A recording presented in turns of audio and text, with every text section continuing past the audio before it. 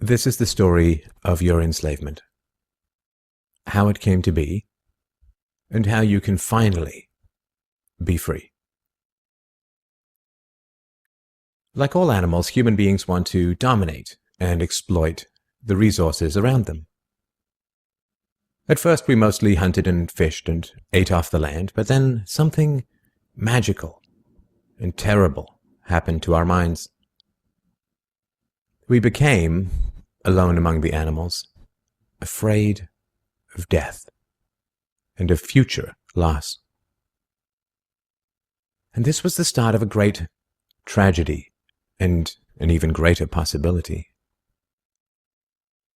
You see, when we become afraid of death, of injury and imprisonment, we become controllable and so valuable in a way that no other resource could ever be.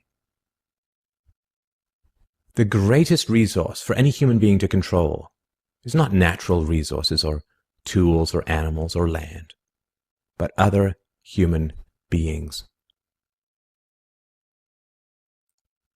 You can frighten an animal because animals are afraid of pain in the moment, but you cannot frighten an animal with a loss of liberty, with torture or imprisonment in the future, because animals have very little sense of tomorrow.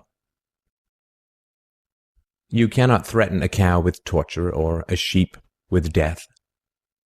You cannot swing a sword at a tree and scream at it to produce more fruit, or hold a burning torch to a field and demand more wheat.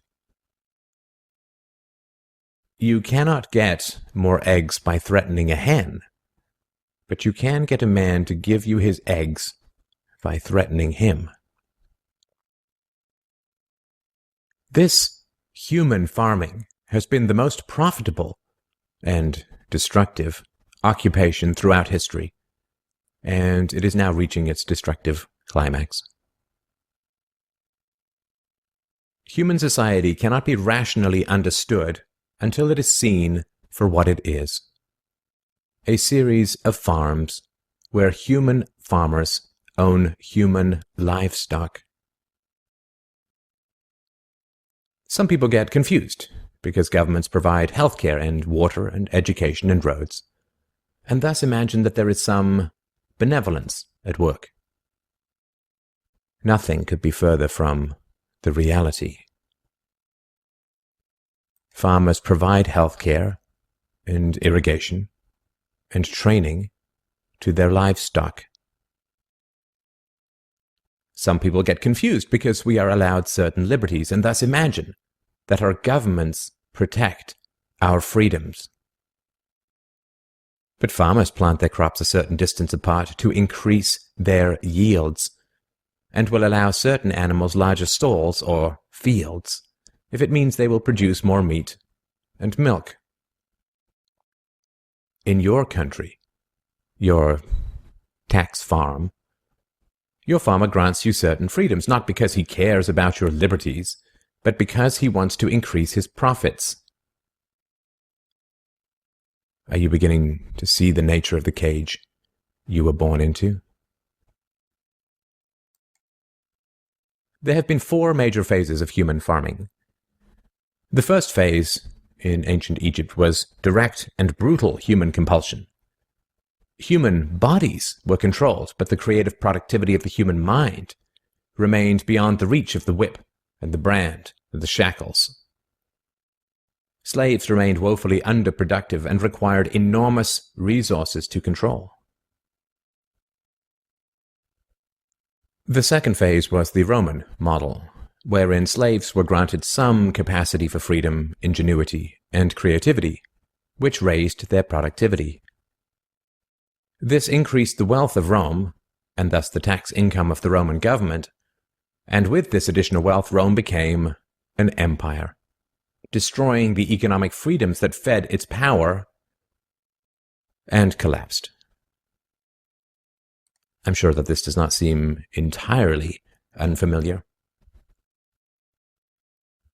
After the collapse of Rome, the feudal model introduced the concept of livestock ownership and taxation.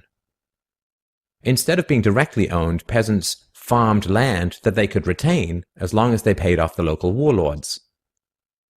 This model eventually broke down due to the continual subdivision of productive land and was destroyed during the enclosure movement when land was consolidated and hundreds of thousands of peasants were kicked off their ancestral lands because new farming techniques made larger farms more productive with fewer people.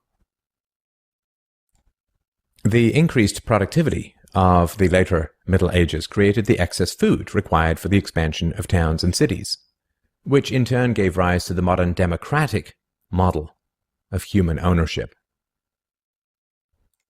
As displaced peasants flooded into the cities, a huge stock of cheap human capital became available to the rising industrialists. And the ruling class of human farmers quickly realized that they could make more money by letting their livestock choose their own occupations. Under the democratic model, direct slave ownership has been replaced by the mafia model. The mafia rarely owns businesses directly, but rather sends thugs around once a month to steal from the business owners.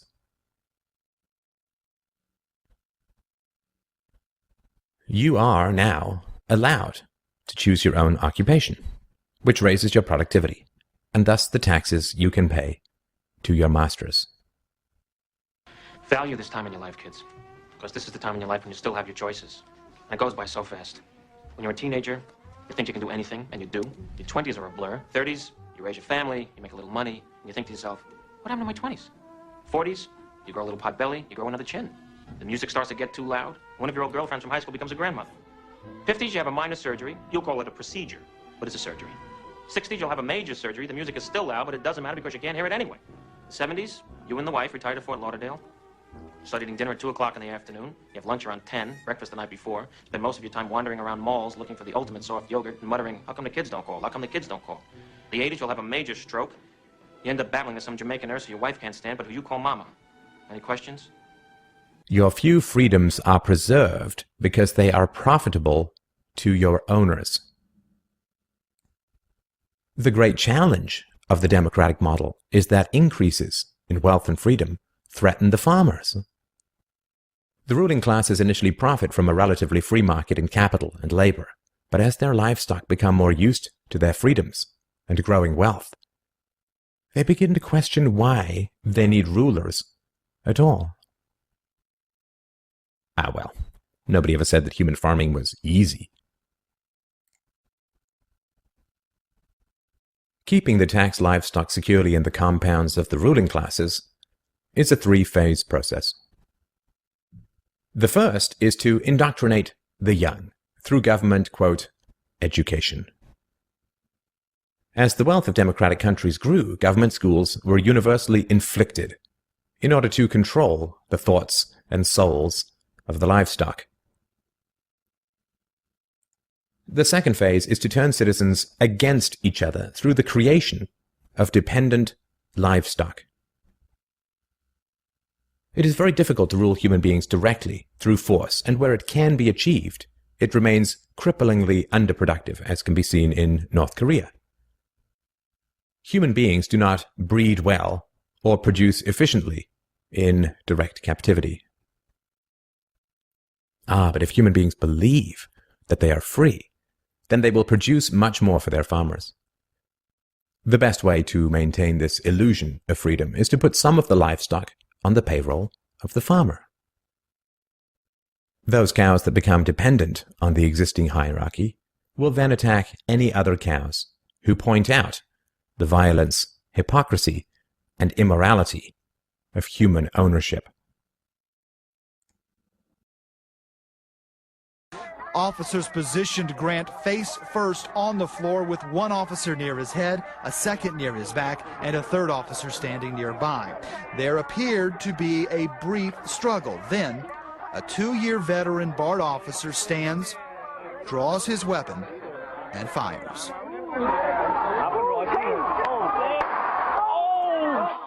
Freedom is slavery, and slavery is freedom.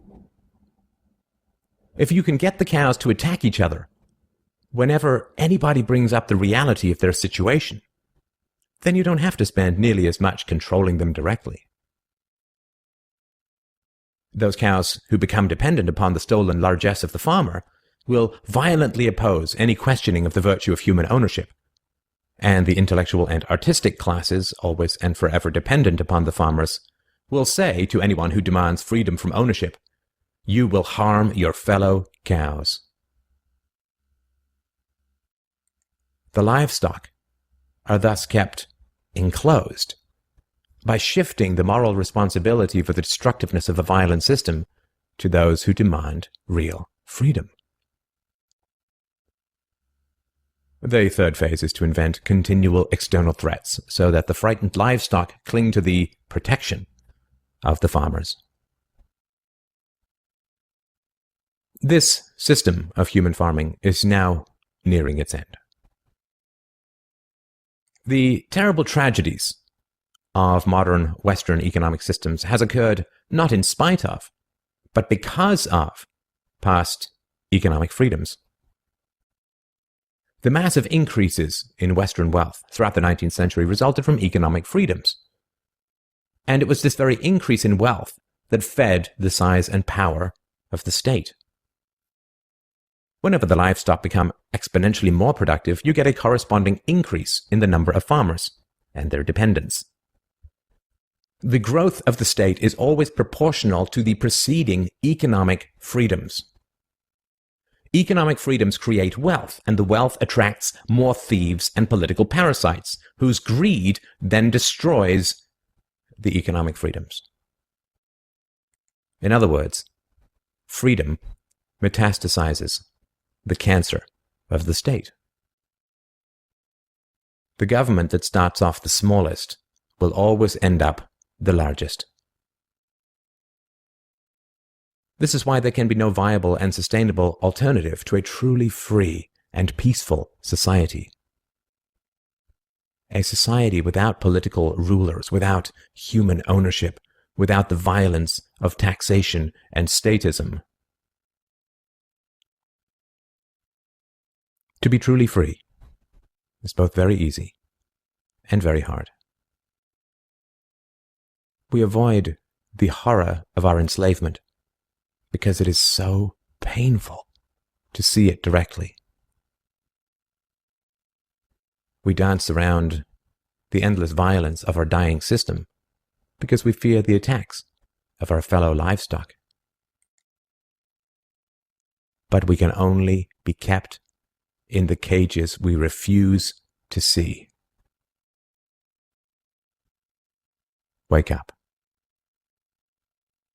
To see the farm is to leave it.